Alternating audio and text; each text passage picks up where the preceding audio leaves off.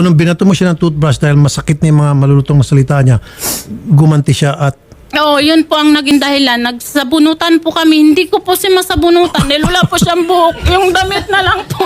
Pwede makapagsalita, sir. Damit na lang po kasi nahawakan ko.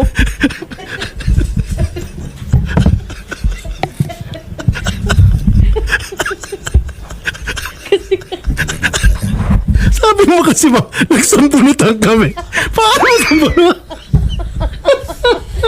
Po, yung damit lang po nahawakan ko. Kaya ako po yung nahawakan niyang paganyan, inuntog simento. Ganun po nangyayari po nun. Kulat kasi. Tama.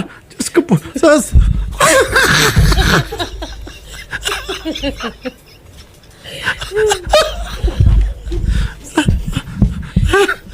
Mama kasi sabi nagsambunutan, ma. Wala kang sasambunutin sa kalapong ka. Ang pa yun po yung damit